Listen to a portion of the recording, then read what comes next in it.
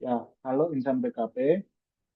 Hari ini kita akan menjelaskan sedikit bagaimana caranya kita sebagai penata kelola bangunan gedung dan kawasan permukiman atau PKBG bisa membangun budaya berakhlak sebagai ASN. Nah, ini sebenarnya berakhlak itu seperti apa dan bagaimana kita sebagai PKBG itu bisa mengembangkannya. Mari kita lihat secara saksama. Nah, yang pertama, kita mulai dulu dari basisnya, core value ASN, yaitu berakhlak, berorientasi pelayanan, akuntabel, kompeten, harmonis, loyal, adaptif, dan kolaboratif.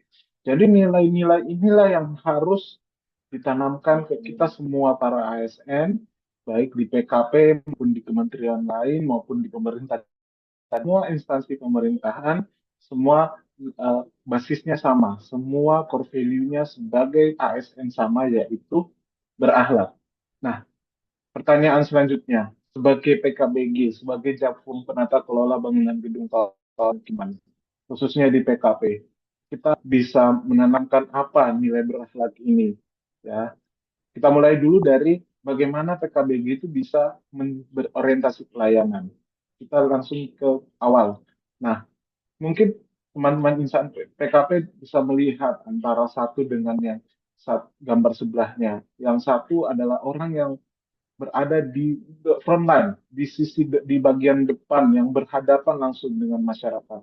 Sementara PK jarang berhadapan langsung dengan masyarakat seperti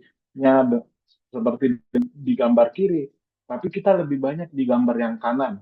Kita melakukan monitoring, kita melakukan pengawasan, kita melakukan perencanaan yang terkait dengan pembangunan gedung, pembangunan kawasan permukiman yang pada akhirnya akan menambah hunian bagi masyarakat. Nah, walaupun kegiatannya berbeda antara rekan-rekan ASN yang lain dan kita sebagai PKBG, prioritasnya sama, yaitu ke masyarakat. Ini menjadi dasar dari yang namanya berorientasi pelayanan. Karena kita mau melayani siapa? Masyarakat. Masyarakat yang membawa kita dan memotivasi kita untuk melayani mereka. Karena kita adalah insan pemerintahan, kita adalah insan PKP dan sebagai ASN juga. Nah, selanjutnya sebagai PKBG bisa nggak akuntabel? Bisa. Kita mulai dari sini. Foto ini menunjukkan teman-teman PKBG melakukan evaluasi. Evaluasi dari bangunan rumah susun. Pasti di antara mereka ada yang punya jabatan fungsionalnya PKBG. Tujuannya untuk memonitoring itu. Nah, dari keseluruhan proses ini, dari perencanaan sampai serah terima, ya, disampaikan secara transparan dan bertanggung jawab. Teman-teman yang menjadi jabatan fungsional PKBG untuk menjadi akuntabel itu perlu disampaikan proses-proses pelaksanaannya, proses-proses perencanaannya sampai ke serah terima bangunan ke instansi pemerintah atau ke mitra atau ke pesantren dan sebagainya dan dilakukan pembangunannya dengan bertanggung jawab. Nah, kalau kompeten sebagai PKBG, mungkin teman-teman PKP udah tahu gambar ini itu adalah gambar apa? Ya, Building Information Modeling atau BIM. Nah, ini berkaitan dengan kompetensi kita sebagai ASN khususnya PKBG. Bahwa sebagai PKBG itu perlu kompetensi kita yang terus diasah. Diasah terus, diasah terus. Walaupun kita masuk sebagai ahli muda, kita jangan terlena. Kita harus belajar lebih baik, lebih baik, lebih baik. Karena pasti banyak di antara kita tuh, tidak bahkan ASN sekalipun juga harus bersaing untuk menjadi yang terbaik. Sehingga apa? Selain bersisa bersaing, mereka juga bisa berkinerja dengan baik, hasil kerjanya juga sukses. Seperti itu. Dengan kompetensi yang ada. Nah, kalau sudah kompeten, bagaimana PKB bisa harmonis? Nah, fungsi KBG, kita harus menjaga keharmonisan sesama staf, baik dengan sesama PKBG maupun jabatan fungsional lainnya.